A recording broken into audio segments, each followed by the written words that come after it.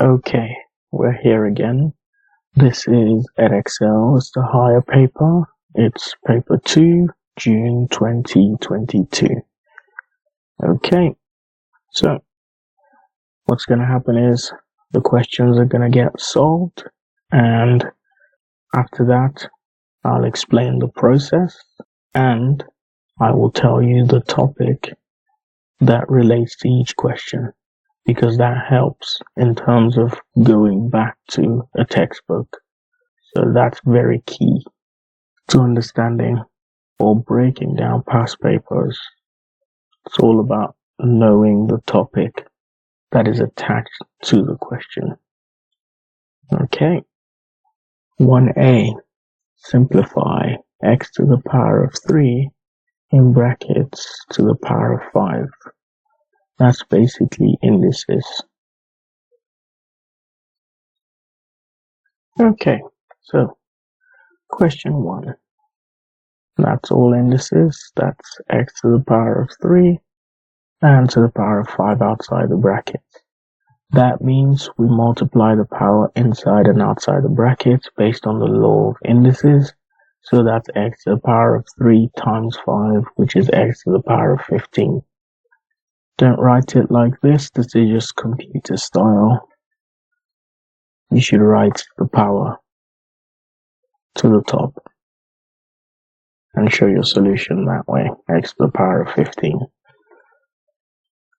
Part B, expand and simplify. This is all algebra and expansion. 4 times x, 4 times 3. And for this part, remember, you're not just opening the bracket with 7, you're opening with plus 7. So the sign counts for something. So plus 7 times 4 is plus 28, plus 7 times minus 2x is minus 14x. Collecting like terms, 12 plus 28, 40, 4x minus 14x is minus 10x. So you have your solution there. And factorize fully. So it's all about taking out the common factors between this element and that element. First of all, you can do it in one full swoop, or you can take it out slowly. So I did the number first, so I took out 3. It's common to both of them, and I went for the letters, so x squared is common to both of them, so I took that out second. And so 3x squared bracket 5x plus y. Easiest way to check if your factorizing is correct, open the bracket again, and if you get back to the original question, then you're good. Okay?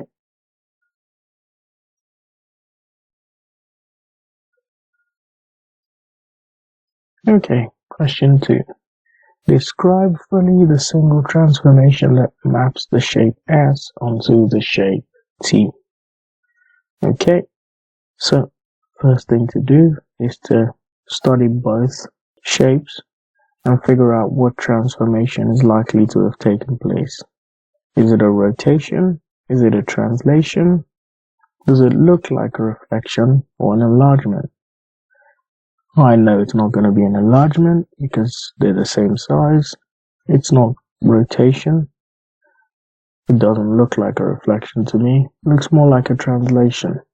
And so if that's the case, I pick a similar point on the shape S and on the shape T.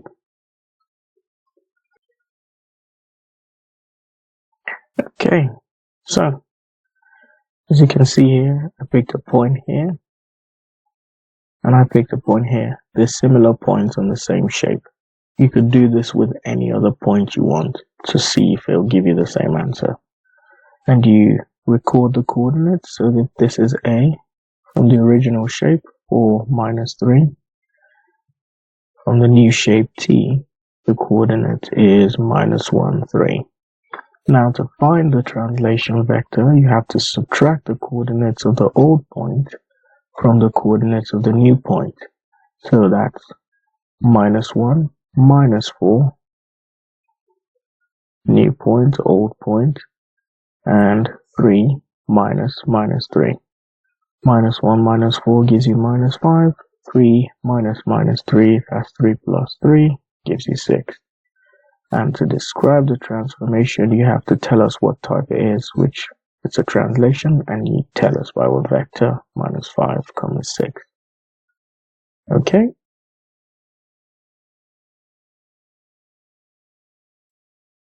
Okay, so the length of a football pitch is 90 meters.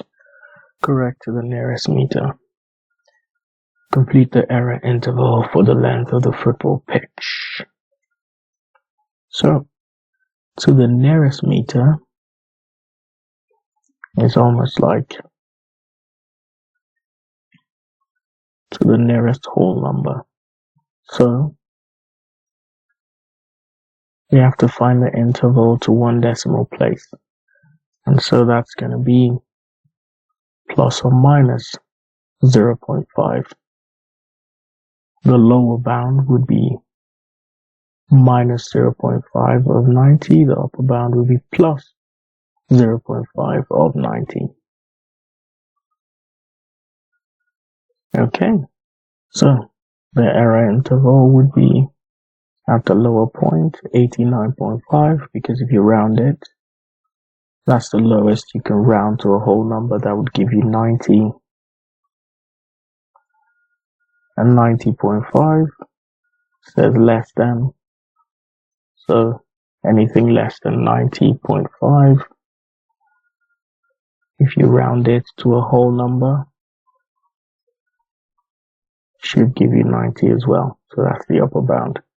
89.5 to 90.5, or just less than 90.5.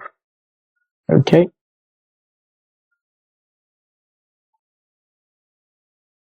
Okay, question 4. Festival A will be in a rectangular field with an area of 80,000 meters squared. The greatest number of people allowed to attend Festival A is 425. Festival B will be in a rectangular field 700 meters by 200 meters. The greatest number of people allowed to attend Festival B is 6,750. The area per person allowed for Festival B is greater than the area per person allowed for Festival A. How much greater? Give your answer correct to the nearest whole number.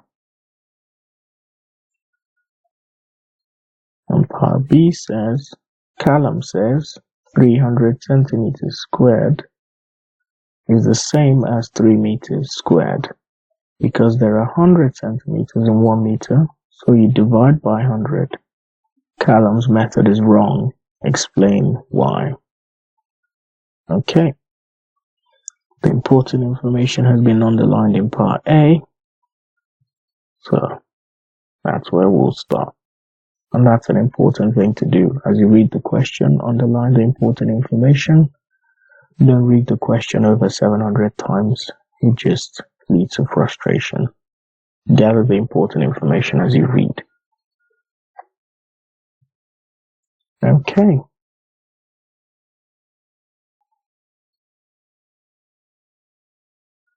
Okay. So, for Festival A, the area per person is literally the area of the land divided by the number of people allowed. 80,000 divided by 425. And as a whole number, rounding it off to a whole number, you get 188 meters squared per person.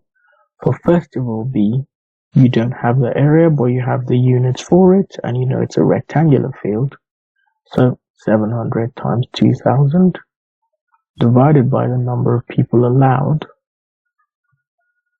you get 207 meters squared per person, rounding to a whole number. And how much greater?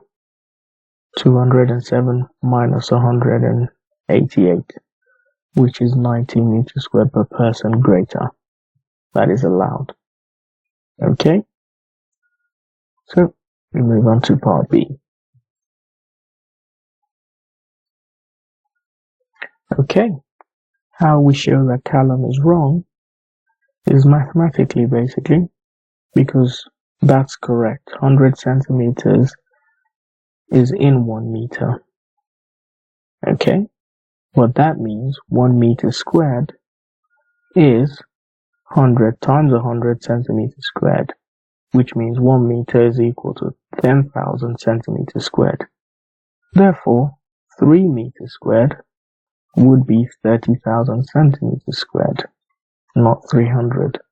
But with this, you've explained why he's wrong. So, just following the mathematical process. Okay? Okay. Question 5. The points L, M, and N are such that LMN is a straight line.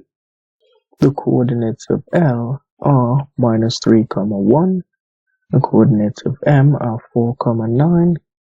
Given that LM ratio MN is 2:3, find the coordinates of N. Okay. Okay. So, first thing, the way you get LM, the coordinates you use to get the distance LM is when you subtract the coordinates of L from M. So that's 4 minus -3, which is 4 plus 3, gives you 7, and 9 minus 1, which gives you 8. Now the ratio of LM to MN is 2:3, which equivalently we can divide through by 2, and it can be 1:1.5. So that also means that MN is 1.5 times LM. So you do 1.5 times the coordinates of LM, that's 7, 8, which is 10.5 and 12. More like the distance between L to M. It's not really the coordinates, more the distance from L to M. And so the distance from M to N is 1.5 times from L to M.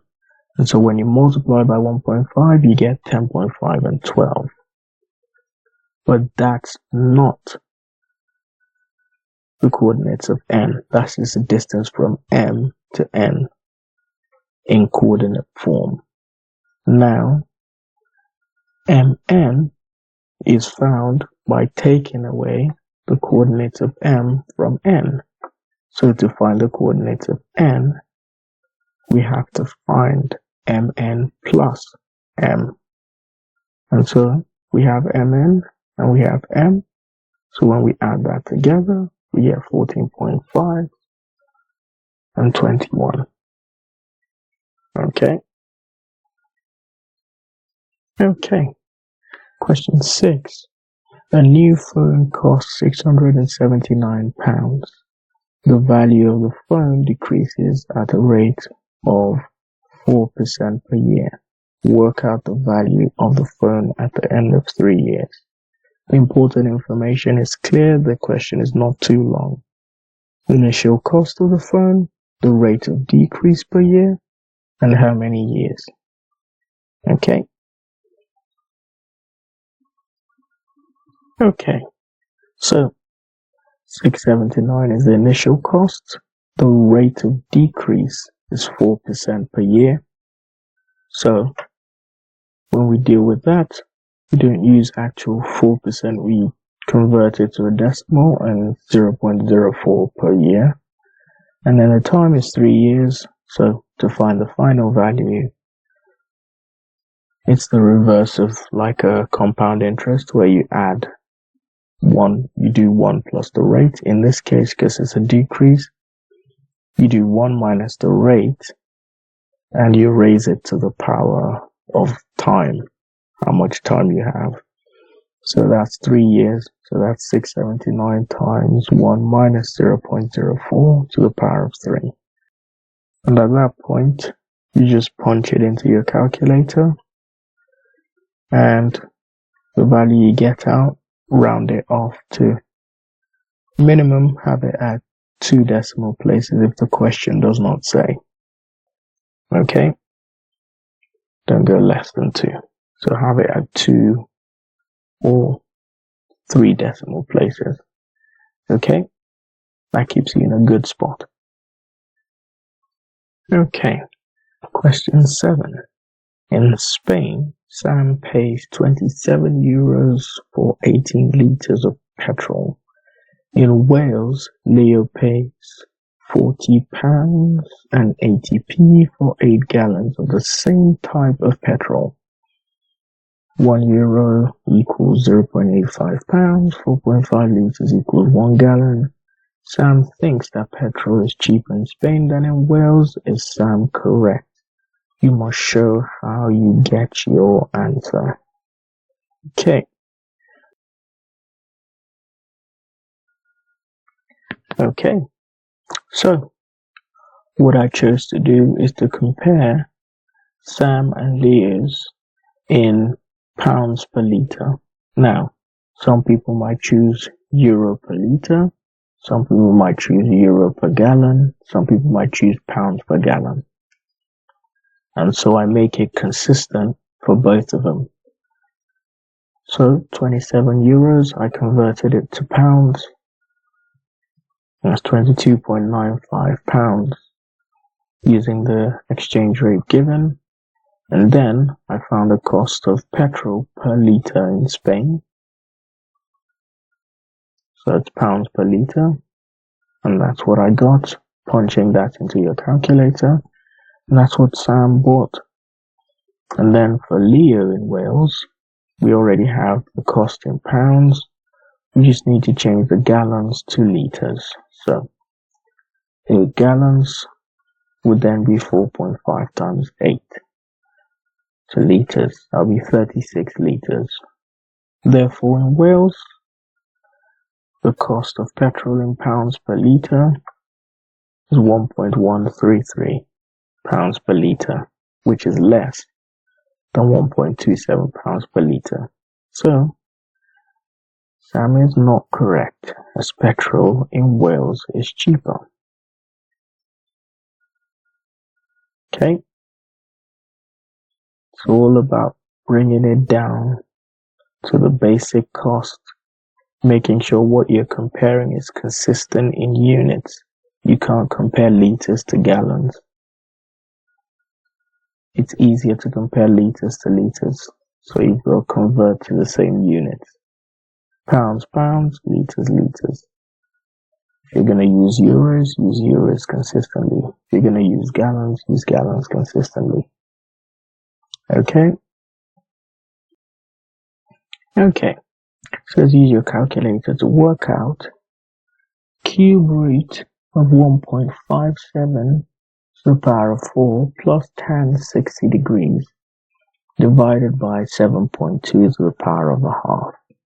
Now, you can do this one of two ways. You can punch it into your calculator exactly how you see it. Make sure you've punched it in correctly. Press equals to and write the answer down to 3 significant figures.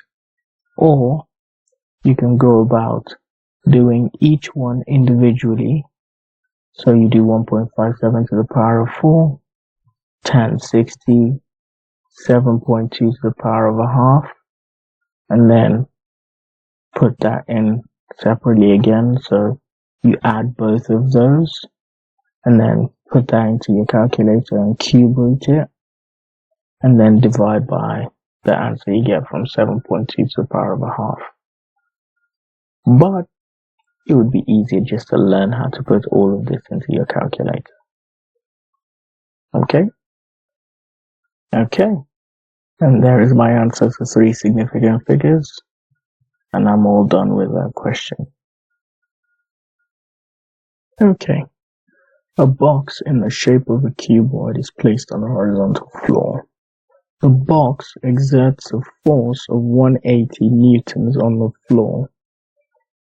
The box exerts a pressure of 187.5 newtons per meter squared on the floor. The face in contact with the floor is a rectangle of length 1.2 meters and width x meters. Work out the value of x. Okay. We have the force, which is 180 newtons. We have the pressure, and we have one dimension of the rectangle. Okay, so we have the pressure, we have the force, we don't have the area, so we rearrange that formula. So area equals force over pressure. We have the force of 180, pressure of 187.5. Divide, you get 0.96 meters squared. So now we have the area. And we know that area of a rectangle is length times width. And from there, it's a straightforward business. Area divided by length, 0.96 divided by 1.2. And you have your x as 0.8 meters. Pretty straightforward from there. Okay. Okay. The box plot shows information about the sales in thousands of pounds of an online store each month.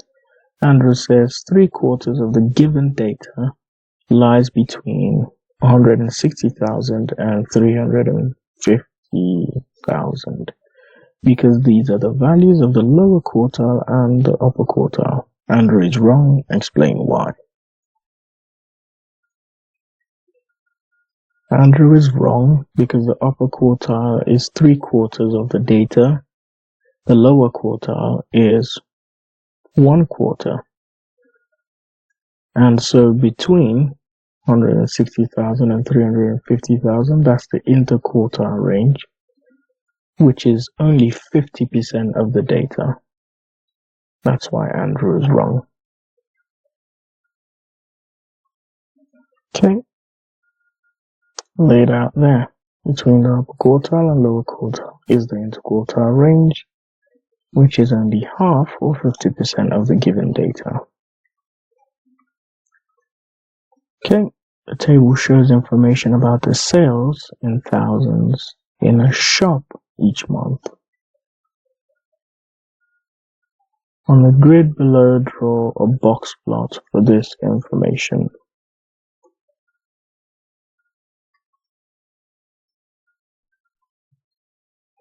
Okay, so the least value, 30, and understanding this scale, 10 spaces, 100, so it's 10, so 10, 20, 30, that's the least value. The greatest value is 350, so that's there. Upper quartile, 260, so just after 250. Median, 170, so that's 150, 160, 170. The lower quartile is 80, so just 2 back from 100 to 90, 80. Okay, so it's just like following that one. If you understand the first one, you should be able to understand this one. And part C, it says compare the distribution of the sales of the online store with the distribution of the sale in the shop. So in this case, you can compare a number of things. You can compare the interquartile range, and you can compare the median. Okay, so we should be able to compare a few things. We can compare the median, we can compare the interquartile range, we can compare the range. In my case, I have compared the median. So the median of the online store sales is 200,000, and the median for the shop sales in store is 170. So I have said, in relation to the question, the online sales median is greater, meaning more online sales are being made than in-shop sales. And then also comparing the interquartile range, which you find by subtracting the lower quartile from the upper quartile. And for the in-shop, that would be £180,000. For the online store, 190,000. So that's greater as well. Okay.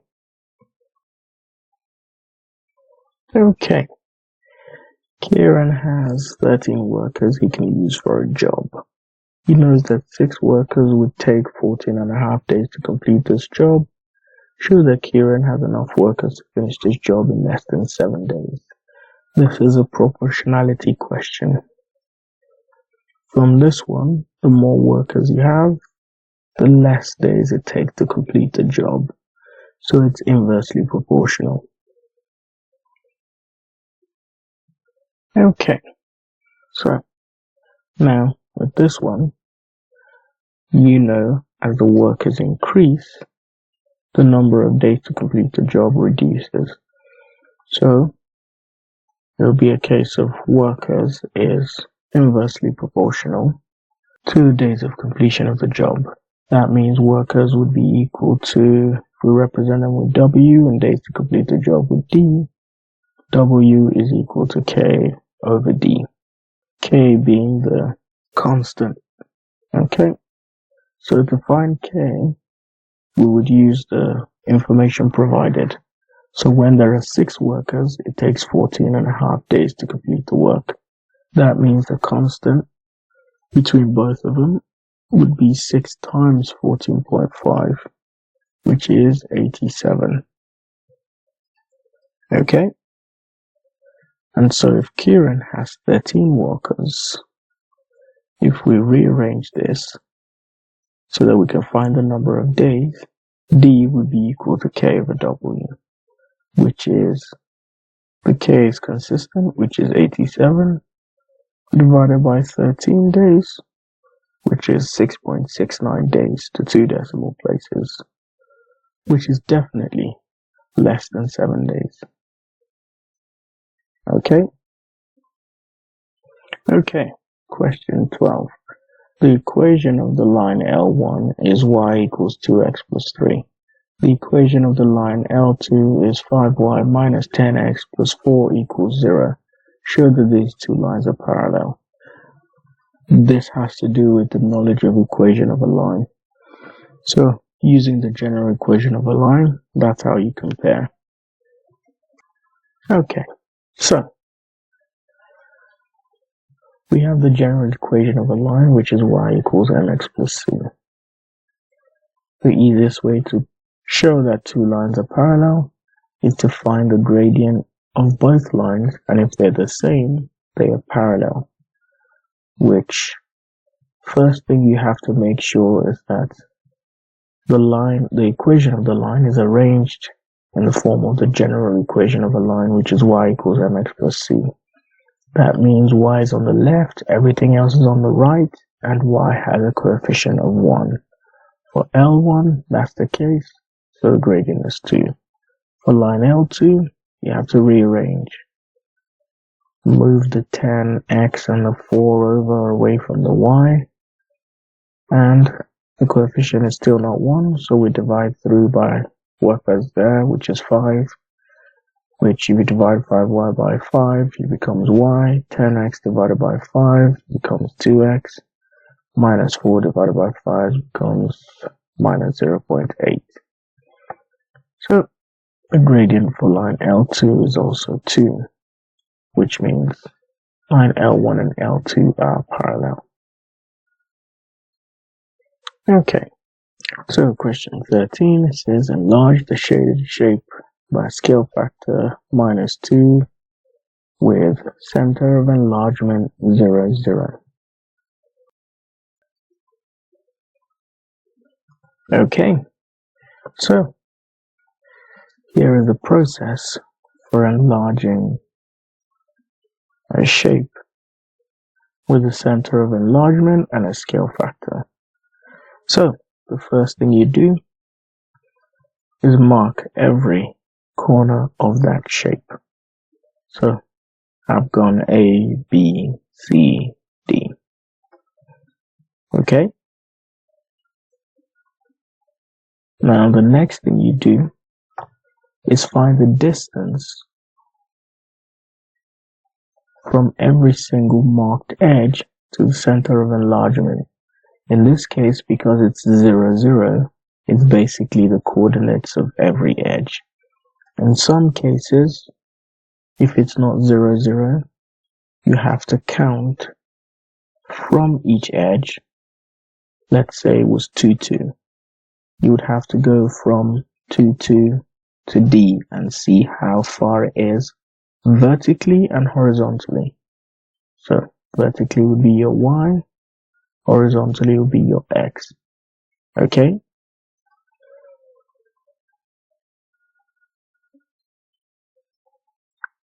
I've written that the wrong way around. It should be the distance from center of enlargement to the edge, not edge to center of enlargement. So for A, it's -6, -4. For B, it's -2, -4, C, -5, -2, and D, -3, -2. It should be the other way around. Distance from center of enlargement to each edge. And then the next thing you do is you multiply that distance by the scale factor, in this case -2. So this is what it will give you for A, B, C, D, perfectly laid out. The next step you can do, or you should do, either one is good. You can either take this and move from the center of enlargement. So you have 0, 0. If you want the new A position, go to 0, 0 and move 12 across, 8 up. Okay? For B, you would move from the center of enlargement, 4 across, 8 up. Same for C and D. Or, if you don't want to count by moving across the graph from the center of enlargement, you can just add the center of enlargement to the distance you found. Once again, it's 0, 0. So it's not going to affect this distance. Let's say it was 2, 1, then it would affect it. Okay? Because if you're going from here, it would be higher up and more to the right. Okay? But because the center of enlargement is 0, 0, doesn't affect it at all. So we go all the distance start from 0, 0. And then we plot all the points and make sure to mark them with a prime or an apostrophe, just to show that that's the new shape. And then you join all the positions together and you're done. Okay? Okay. Question 14. Saffron wants to work out an estimate for the total number of fish in a lake. On Friday, Saffron catches 180 fish from the lake. She puts a tag on each of these fish and puts them back into the lake. On Saturday, Saffron catches 305 fish from the same lake. She finds that 45 of the 305 fish are tagged. Work out an estimate for the total number of fish in the lake. This is the capture-recapture topic. If you want to scroll to a textbook for more info. Okay. What we have is that the first captured total and tagged in the lake is 180. For the recapture, the total was 305.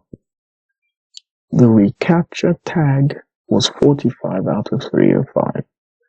So the estimate would dictate that if the recapture tagged over the total recapture of fish, then it should be equal to that ratio of recapture tagged over total recapture should be equal to the total tagged originally, which is 180, over the total number of fish in the lake.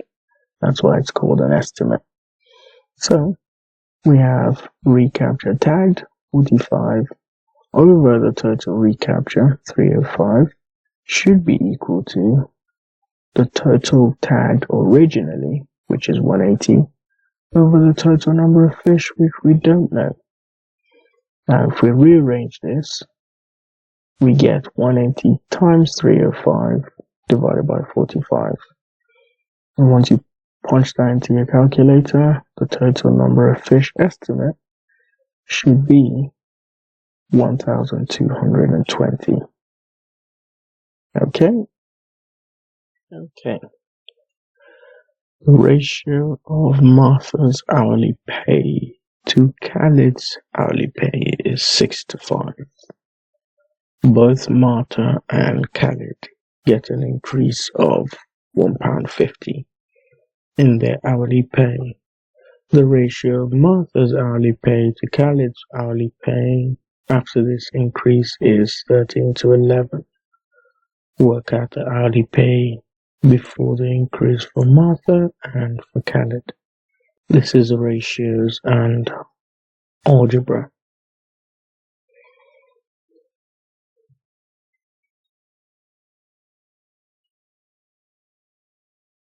Okay, so first thing I did was express the ratio 6:5, and you should know ratios are always reduced by a common factor.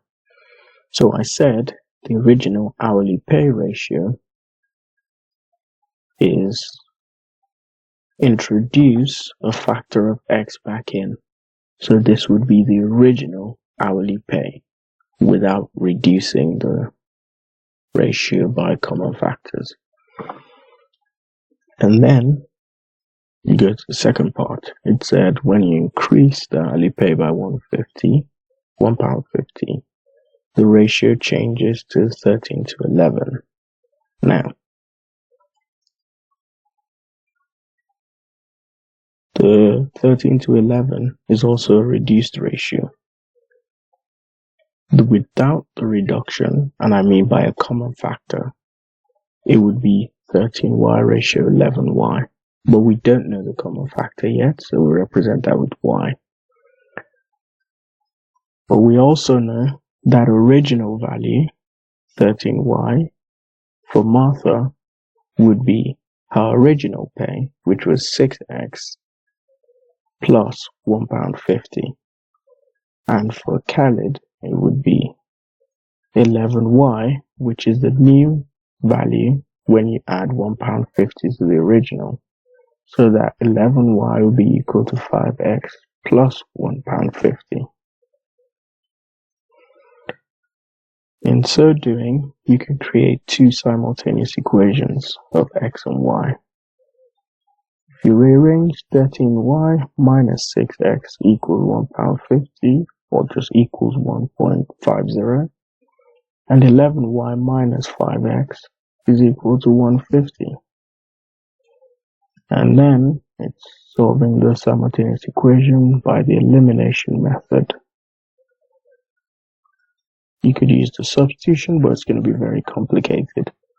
So, multiply equation 1 by 5 and equation 2 by 6. So, when you multiply all of equation 1 by 5, that's 65y minus 30x equals 7.50. And by 6 for equation 2, 66y minus 30x equals 9. And when you subtract equation 1 from 2, 66y minus 65y is just 1y minus 30x minus 30x, that's 0. 9 minus 7.5, that's 1.5. So y is equal to 1.5. Now, I could have used y to find the original pay, but I substituted y back into equation 1.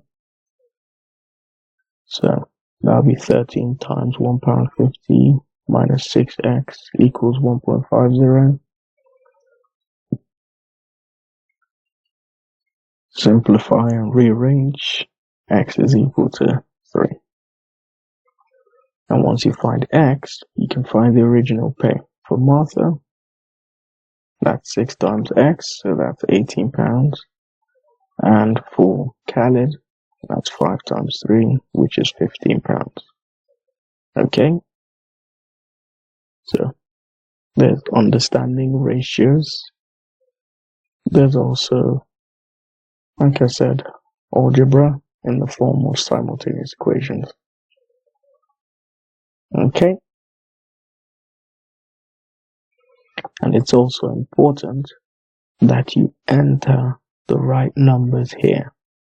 So if Martha's making 18 and Khaled's making 15, make sure you enter it correctly and you don't enter the wrong one. So like you don't enter Martha for 15 and Khaled for 18, because then the ratio would be wrong. Okay? Okay, question 16. A shop manager wants to advertise special offers on social media platforms. The manager asks 100 customers which of type A, type B, or type C they use. Of these customers, 4 use all 3 types, 16 do not use any of type A, type B, or type C, 8 use both type A and type B but not type C, 14 use both type B and C, 62 in total use type A. All 20 who use type C also use at least one of type A and type B. Complete the Venn diagram for this information. Okay, so let's go through it. 4 use all 3 types, so that goes in here, A intersection B intersection C. 16 do not use any of type A, type B, or type C, so that goes outside of any of the 3. That's 16. 8 use both type A and type B but not type C, so that's specific to just this 2. It doesn't come here, so that's 8. 14 use both type B and type C. Both type B and type C is this here, where C intersects with B. That means of those 14, 4 also use A. That means the only ones who use B and C are 14 minus the 4, which is 10. And then it says 62 in total use type A. That means all of A here should add to 62. But the first thing I needed to calculate was this. So all 20 who use type C also use at least one of type A and type B, which means there is no person who uses only type C.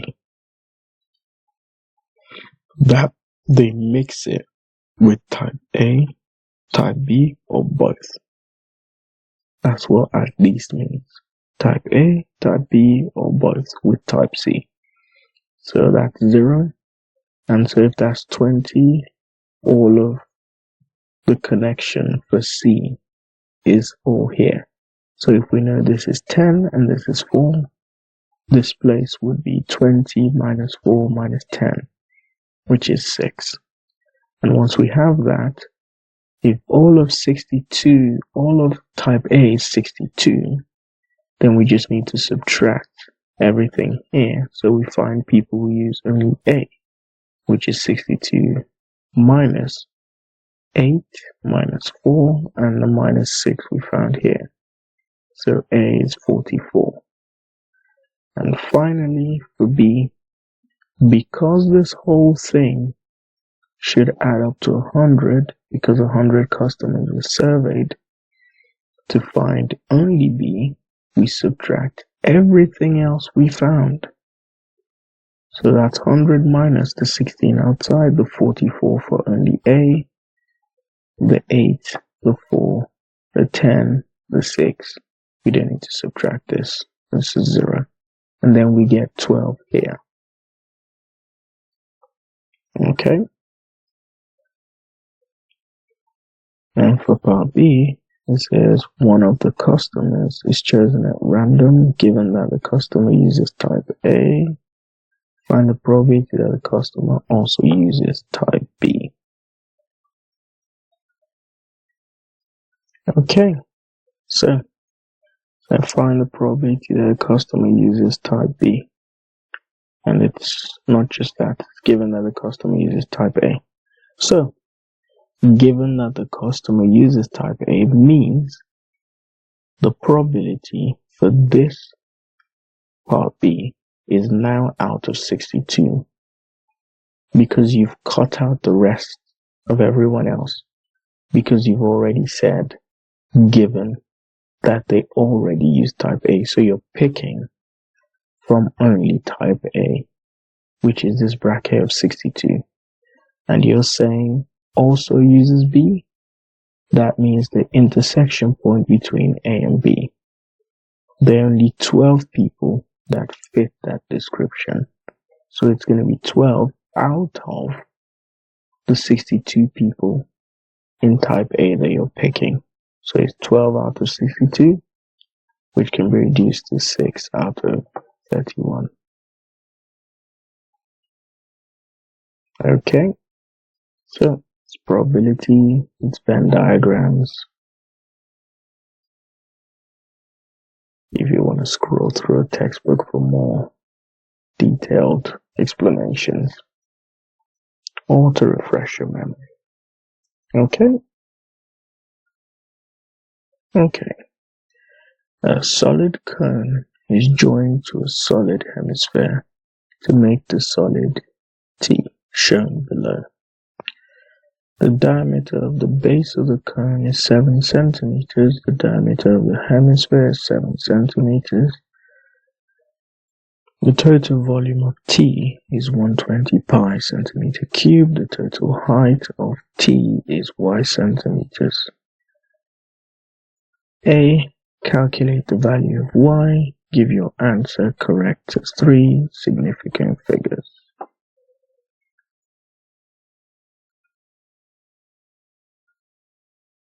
Okay, so we have the total volume of the shape T, and we need to find the total height of T, which is the height of the cone and of the hemisphere. So, first things first, we need to find the height of the cone.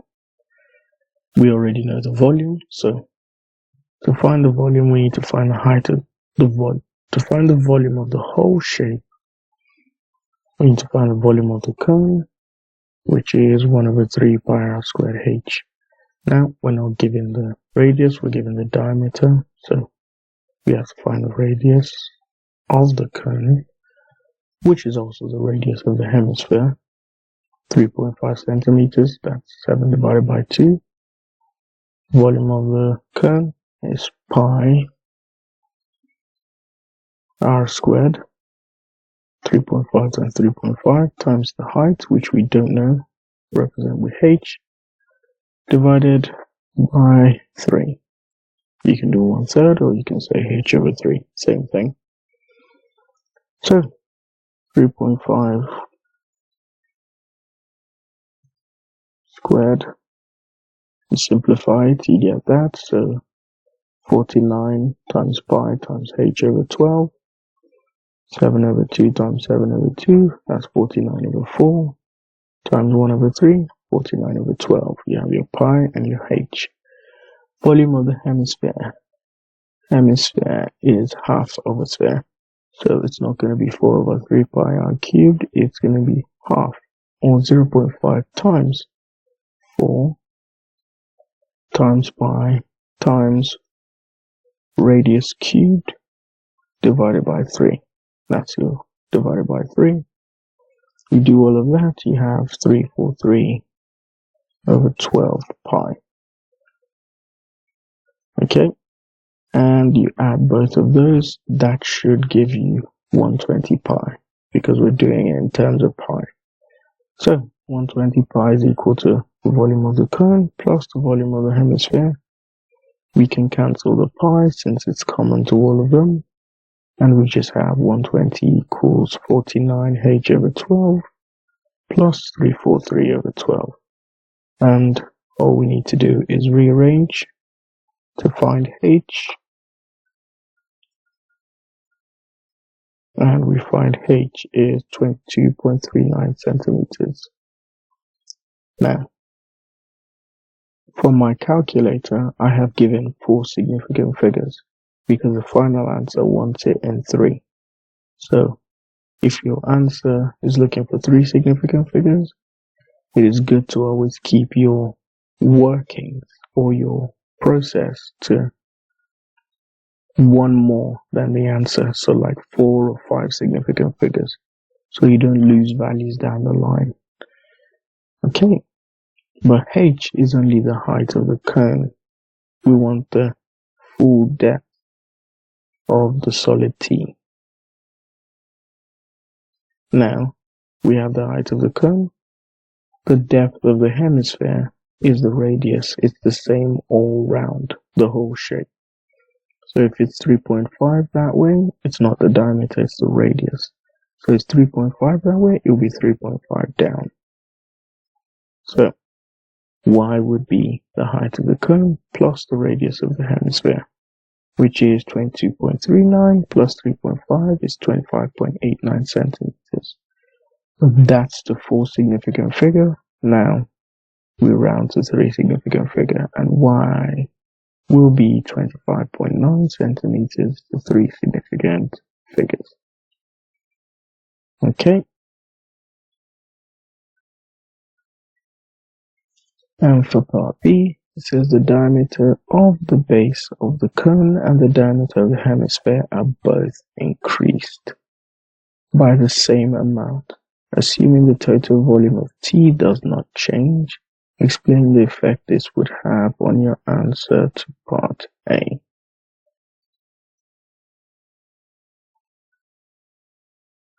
Okay, so as the diameter of the hemisphere and the base of the cone are increased, if the volume doesn't change, that means the radius also increases.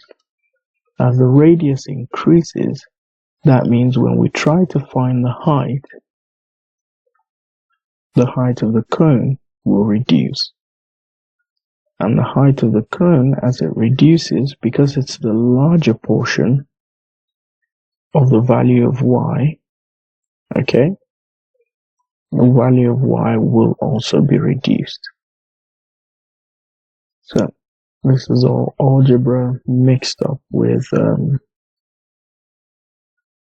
volumes of solid shapes. Okay. Okay, question 18.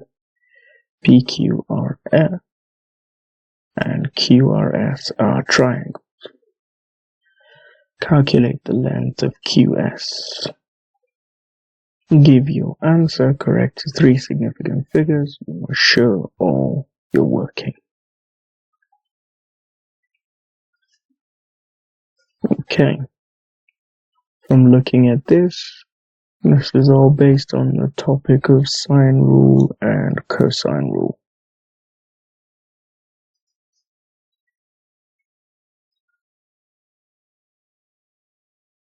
Okay, so the first thing to do is, because there's nothing on QRS that we can use, we need to find QR, aka P, small letter P, so the side P, where the angle is facing, for triangle PQR.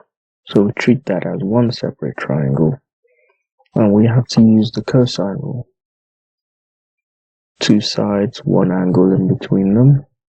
So that would be P squared, the side we're trying to find, is equal to Q squared plus R squared minus 2QR cos P.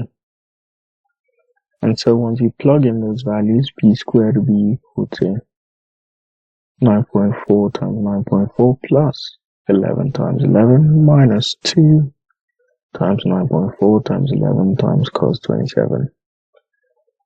And once you simplify down, you do this part, and you do this part, and then you come to this.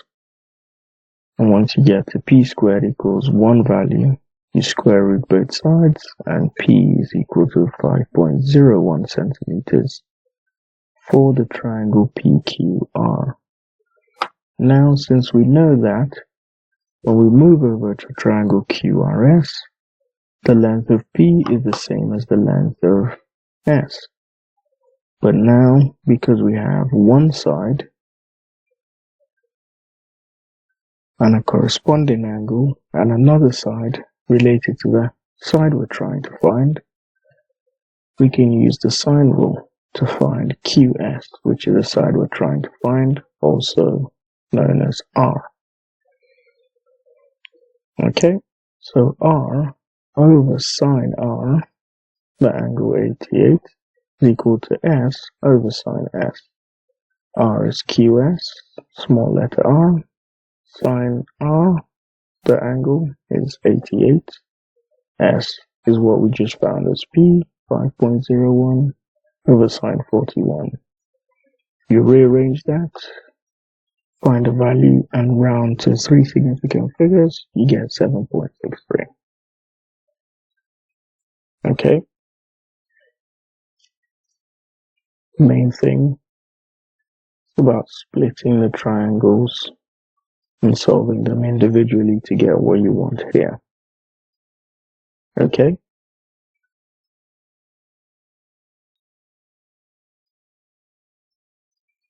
Okay, question 19. The functions g and h are such that gx is cube root of 2x minus 5 and hx equals 1 over x.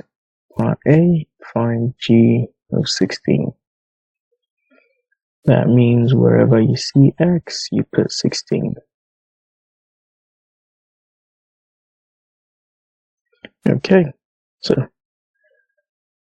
instead of x, you put 16 in the function g of x. So that's 2 times 16, 32 minus 5, that's cube root of 27, which is simply 3. So, part B says find h of g of minus 1 to the x, so inverse function of g, put into h, and give your answer in terms of x in its simplest form.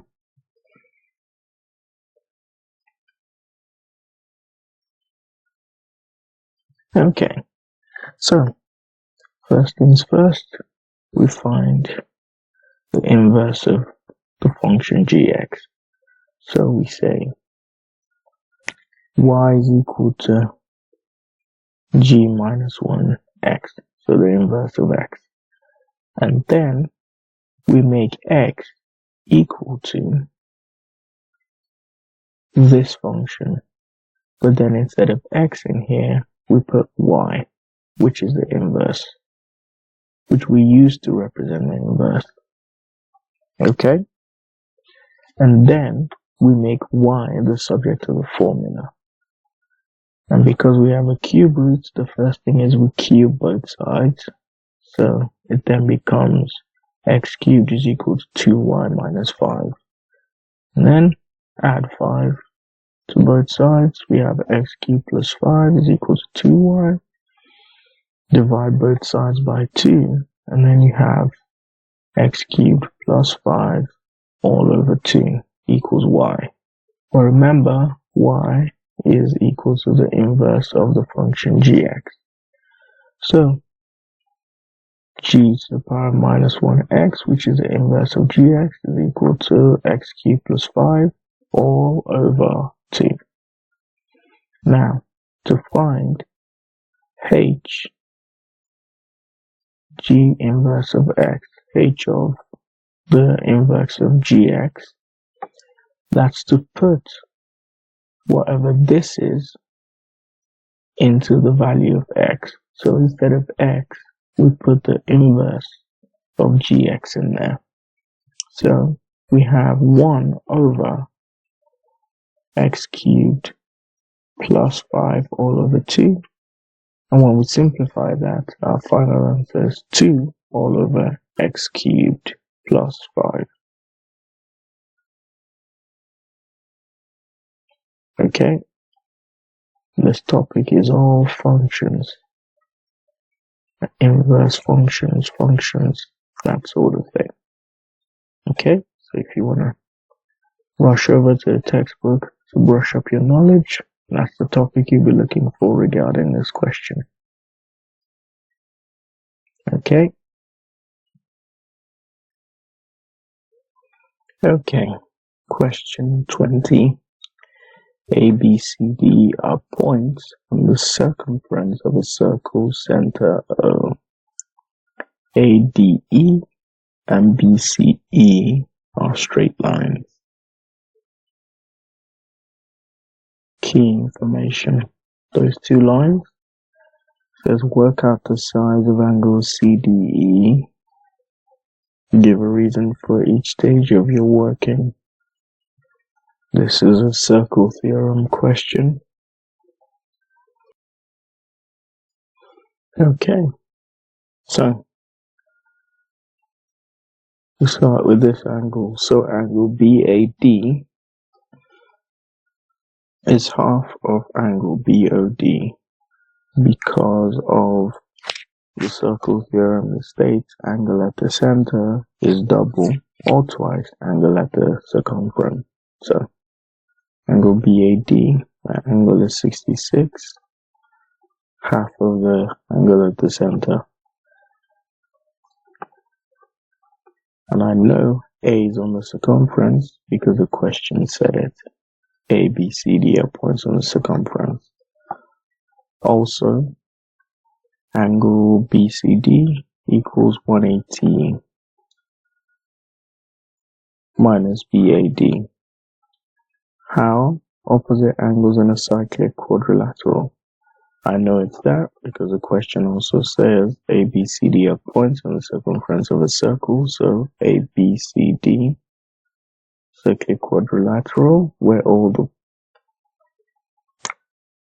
edges of a quadrilateral are on the circumference of the circle.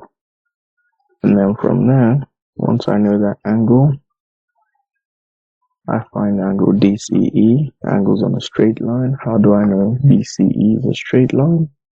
The question says BCE is a straight line. And then the CDE, angles in a triangle equals 180. So if I know that angle, 66, that is 16. Sum of angles in a triangle add up to 180. Subtract that, and you get your answer. Okay? Circle theorem. Okay, so question 21. The graph of y equals f of x is shown on the grid below. On the grid above, sketch the graph of y equals f of minus x. So, the graph of f of minus x means that for the same x value, so if minus 5 gave me this value, all of a sudden, now 5 is giving me that value. X equals 5 would give me that value. And if x minus 3 is giving me 0, now it would be x plus 3 that's giving me 0. So basically, this is a reflection in the y-axis. Okay, so the shape is supposed to look similar to this one, but reflected. Okay, and you also have that next to it. Okay, and for part B, it says here is a sketch of the graph of y equals tan x. The graph of y equals tan x is translated to give the graph of y equals g of x. Following the translation, the point Q, shown on the graph above, moves to the point R. Point R has coordinates 90 minus 5. Find an expression for g of x in terms of x. Okay, so we know point R is 90 minus 5.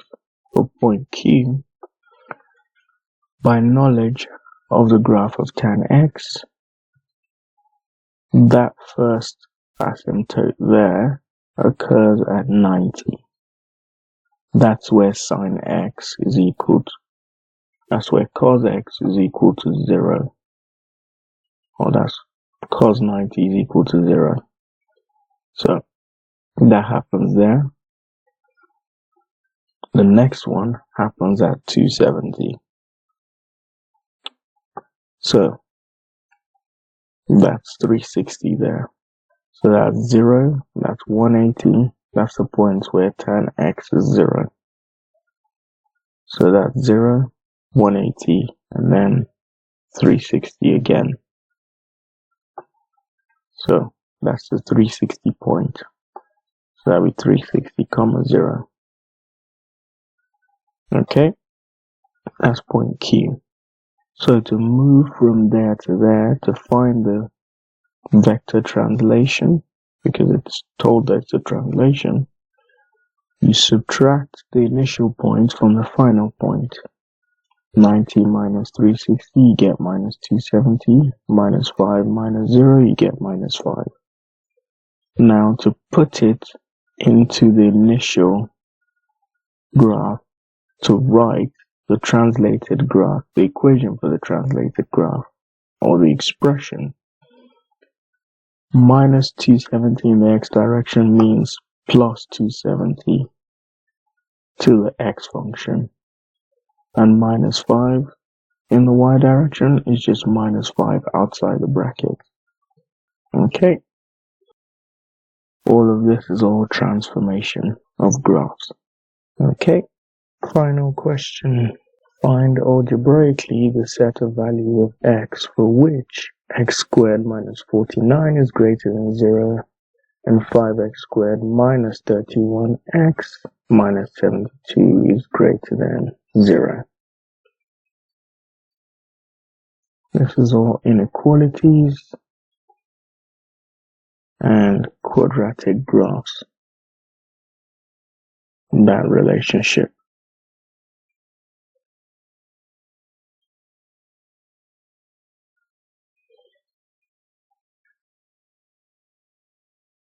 Okay, so x squared minus 49 is greater than 0. So we factorize that into x minus 7, x plus 7 is greater than 0. Now from the graph, by sketching it, it doesn't have to be perfect, we can see that the graph is greater than 0. What we mean by that is it's above the x-axis when x is less than minus 7 and when x is greater than 7. So going that way and going that way. Okay? So those are the two range of values for that one.